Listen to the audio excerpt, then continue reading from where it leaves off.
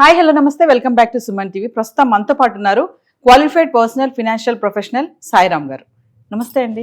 నమస్తే మేడం. సాయిరామ్ గారు, ఇప్పుడు ఎన్ఆర్ఐస్ ఉంటారు కదా, వాళ్ళు ఎందుకు ఇండియాలో ఎక్కువగా ఇన్వెస్ట్మెంట్ చేస్తూ ఉంటారు?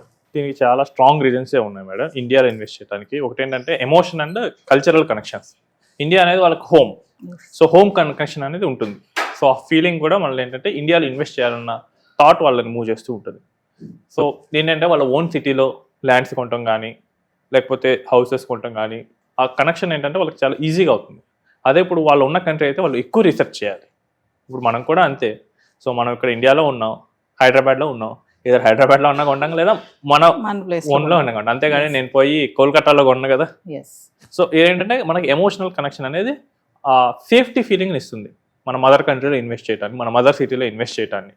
సో దానివల్ల చాలా ఏంటంటే సెంటిమెంట్ డ్రివెన్ వల్ల ఇండియాలో ఇన్వెస్ట్ చేస్తూ ఉంటారు. ఇంకోటి ఏంటంటే high growth potential. So India is a developing economy, current మంది 4th లార్జెస్ట్ ఎకానమీ. సో మనకేంటంటే ఇంకా 100 కోట్ల మంది పైగా జనం. సో మనకేంటంటే అందులో మెజారిటీ యువకులు ఉన్నారు. సో లేబర్ ఫోర్స్ కూడా చాలా ఎక్కువ ఉన్న కంట్రీ. ఇక్కడ పెడితే ఇన్వెస్ట్మెంట్ పెడితే పెరగడానికి చాలా ఎక్కువ స్కోప్. ఇప్పుడు అదే నేను యూఎస్లో పెట్టాను అనుకోండి, అది ఆల్రెడీ మెచ్యూర్డ్ ఎకానమీ, నాకు 10% రావచ్చు, బట్ ఇక్కడ వస్తే 15% రావచ్చు. సో అందుకని ఇక్కడ నాకు ఎక్కువ గ్రోత్ పొటెన్షియల్ ఉంది కాబట్టి చాలామంది ఇక్కడ ఇన్వెస్ట్ చేస్తూ ఉంటారు. మన ఇండియన్ ఇండెక్సెస్ లైక్ నిఫ్టీ కానీ వాటిని చూస్తే 10 ఇయర్స్లో ఆల్మోస్ట్ 11.5% రిటర్న్ ఇచ్చింది. అదే 5 ఇయర్స్ పీరియడ్లో, లాస్ట్ 5 ఇయర్స్ పీరియడ్లో చూస్తే 17.5% రిటర్న్ ఇచ్చింది. సో ఇలాంటి సుపీరియర్ రిటర్న్ అనేది లాంగ్ టర్మ్ కంటిన్యూటీ అయ్యే స్కోప్ ఉంది కాబట్టి చాలామంది ఇక్కడ ఇన్వెస్ట్ చేయడానికి చేస్తుంటారు. అండ్ మనకి చాలా కామన్గా తెలిసింది ఏంటంటే real estate, which have created wealth for the last few decades నుంచి చాలా వెల్త్ క్రియేట్ చేసింది. అది చాలామంది చూశారు కూడా. ఇప్పుడు మనం కరెక్ట్గా చూస్తే కనుక ఎన్ఆర్ఐస్ ఎందుకు వెళ్ళారు? చాలామంది మిడిల్ క్లాస్ వాళ్ళే అబ్రాడ్ వెళ్ళి కొంచెం ఎక్కువ శాలరీ వస్తుంది, అక్కడ సెటిల్ అవ్వచ్చు అనే స్కోప్తో వెళ్ళారు. సో మిడిల్ క్లాస్ వాళ్ళకి ఏంటంటే ఒక ఫీల్ ఉంటుంది, వాళ్ళకి ఇప్పటివరకు ఏం లేదు, ల్యాండ్ లేదు, ప్రాపర్టీస్ లేవు. సో ఆల్రెడీ ఉన్న వాళ్ళు వాళ్ళ వాల్యూ చూసారు ఎంత పెరిగిపోతున్నాయో. సో ఆ థాట్ అనేది వాళ్ళ బ్రెయిన్లో ఉంటుంది. సో అందుకని చెప్పేసి వాళ్ళు మెయిన్గా ఇండియాలో ఇన్వెస్ట్ చేస్తూ ఉంటారు. సో ఈ గ్రోత్ రీజన్స్ వల్ల కూడా. నెక్స్ట్ ఏంటంటే కరెన్సీ అడ్వాంటేజ్.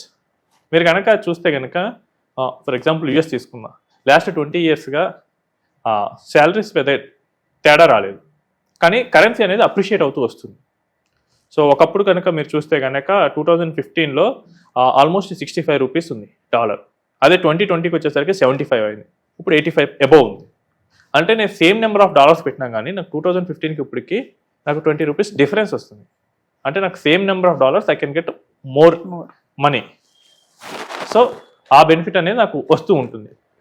నెక్స్ట్ వచ్చేసరికి మనకి కొన్ని ట్యాక్స్ బెనిఫిట్లు కూడా ఉన్నాయి. ఇప్పుడు నేను ఎన్ఆర్ఐ, నేను ఇండియాలో ఎఫ్డి చేశాను ఎన్ఆర్ఈ అకౌంట్లో, దాని మీద నాకు ఇండియా ట్యాక్స్ వేయదు. నా ఎన్ఆర్ఈ ఎఫ్డి అనేది కంప్లీట్లీ ట్యాక్స్ ఫ్రీ. సో ఇది కూడా నాకు ఒక added advantage. So FCNR deposits అని ఉంటాయి, ఫారెన్ కరెన్సీలోనే నేను డిపాజిట్ చేసుకుంటాను, అవి కూడా నాకు ట్యాక్స్ ఏం పడదు. సో దానివల్ల కూడా చాలామంది ఏంటంటే ఇండియన్ రూపీస్లో లేదా ఇండియన్ బ్యాంక్స్లో ఇన్వెస్ట్ చేయడానికి ట్రై చేస్తూ ఉంటారు. అండ్ ఇండియాకి కొన్ని కంట్రీస్లో డబల్ ట్యాక్స్ అవాయిడెన్స్ అగ్రిమెంట్లు ఉన్నాయి. సో అక్కడ ఏంటంటే ఫర్ ఎగ్జాంపుల్ సింగపూర్ ఉంది. సింగపూర్ ఇన్వెస్టర్స్ ఇండియాలో ఇన్వెస్ట్ చేస్తే త్రూ మ్యూచువల్ ఫండ్ వాళ్ళకి ఇండియాలో ఇన్కమ్ ట్యాక్స్ అనేది ఉండదు. ఇది ఒక బెనిఫిట్.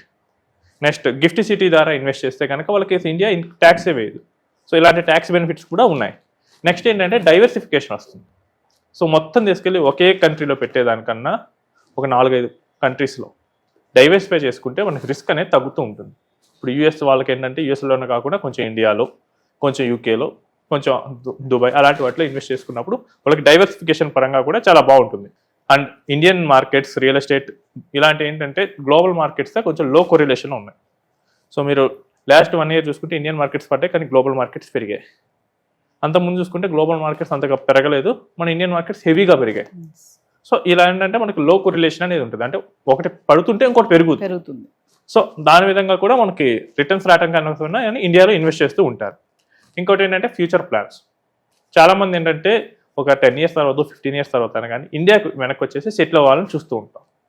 సో అప్పుడు సెటిల్ అవ్వాలనుకున్నప్పుడు ఇండియాలోనే ఇన్వెస్ట్ చేస్తూ ఉంటారు, ఎందుకంటే వాళ్ళు ఇక్కడే రిటైర్ అవ్వాలనుకుంటున్నారు కాబట్టి, లేదా వాళ్ళు ఇక్కడికి వచ్చే సమ్ బిజినెస్ ప్లానింగ్ ఏదో ఒకటి ప్లాన్ చేసుకుంటారు కాబట్టి చాలామంది ఇండియాలోనే ఇన్వెస్ట్ చేస్తూ ఉంటారు.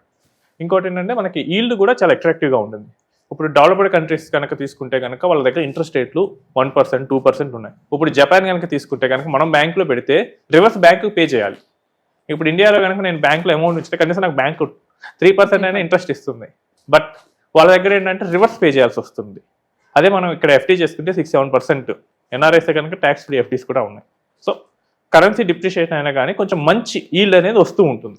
ఒకవేళ స్టాక్ మార్కెట్లో అలా అయితే కనుక ఇంకొంచెం బెటర్ రిటర్న్ కూడా వాళ్ళకి ఆశ కల్పిస్తుంది.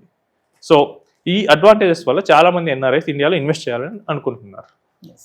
సార్ మీరు చెప్పారు కదా ట్యాక్స్ బెనిఫిట్ అన్నారు, మామూలుగా ఇక్కడ చేయడం వల్ల ఒక్కసారి మళ్ళీ క్లియర్గా బెనిఫిట్స్ అన్నారు కదా, అదొకసారి డీటెయిల్గా. సో ట్యాక్స్ బెనిఫిట్ ఏంటంటే ఇప్పుడు ఎన్ఆర్ఐస్ ఇండియాలో ఎన్ఆర్ఈ అకౌంట్ ద్వారా ఎఫ్డీ చేశారనుకోండి, ఆ ఎఫ్డీ మీద వచ్చే ఇంట్రెస్ట్కి ట్యాక్సే పడదు. నెక్స్ట్ కొంచెం మంది ఎన్ఆర్ఐస్కి గిఫ్ట్ స్విటీ ద్వారా ఇన్వెస్ట్ చేసే వాళ్ళకి ఇండియా అనేది అసలు ఇన్కమ్ ట్యాక్సే వెయ్యదు. వాళ్ళు ఎక్కడి నుంచి ₹1,00,00,000 ఇన్కమ్ సంపాదించుకోండి, ఇండియా అసలు ట్యాక్స్ నార్మల్గా మనం సంపాదించుకుంటే ట్యాక్స్ ఉంటుంది. సో అది వాళ్ళకి ఇంకో అడ్వాంటేజ్. ఇంకోటి ఏంటంటే నేను యూఎస్లోనే ఉంటాను, నేను డాలర్స్లోనే ఎఫ్డీ చేయాలనుకుంటున్నాను, అప్పుడు నేను ఇండియన్ బ్యాంక్స్తో ఎఫ్సిఎన్ఆర్ అకౌంట్ అనేది తెరవచ్చు. సో ఈ ఎఫ్సిఎన్ఆర్ అకౌంట్ తెరిచి దీని మీద అమౌంట్ పెడితే దీని మీద వచ్చే డిపాజిట్ మీద వచ్చే ఇంట్రెస్ట్ మీద కూడా ఇండియా ట్యాక్స్ వేయదు. సో ఇది కూడా మనకి యాడెడ్ అడ్వాంటేజ్. ఇంకోటి ఏంటంటే ట్యాక్స్ అవాయిడెన్స్ అగ్రిమెంట్స్ ఇండియా చాలా కంట్రీస్తో కుదుర్చుకుంది. దీని ప్రకారం ఏంటంటే ఇక్కడ ఒకవేళ ఇండియా కనుక కొన్ని కంట్రీస్, సింగపూర్ వాటికి ట్యాక్స్ అసలు ఇక్కడ ఇన్కమ్ ట్యాక్సే వేయదు. దుబాయ్ లాంటి వాటికైతే ఇక్కడ ఎట్లా కూడా వాళ్ళకి ట్యాక్స్ ఉండదు. So completely tax free investment opportunities అవుతాయి. అదే యూఎస్ లాంటి వాళ్ళకి అనుకోండి, ఇండియా కనుక ఏదైనా ట్యాక్స్ వేస్తే ఆ ట్యాక్స్ అనేది యూఎస్లో క్లెయిమ్ చేసుకోవచ్చు. ఫర్ ఎగ్జాంపుల్ నాకు ఒక 1 lakh ప్రాఫిట్ వచ్చింది, ఇండియా 10,000 ట్యాక్స్ వేసింది. ఈ 10,000 ట్యాక్స్ని మనకి యూఎస్లో చూపించుకొని నేను ఆల్రెడీ ఇండియాలో 10,000 ట్యాక్స్ కట్టాను, నేను ఇంకా రిమైనింగ్ 20,000 కట్టాలి అని చెప్పేసి 20,000 కడితే సరిపోతుంది. సో ఇన్ని బెనిఫిట్స్ అనేది మనకి ఇక్కడ ఉన్నాయి. సో దీనివల్ల చాలా మంది ఏంటంటే ఇండియాలో ఇన్వెస్ట్ చేయడానికి మెయిన్గా చూపిస్తూ ఉంటారు. Thank you. థ్యాంక్స్.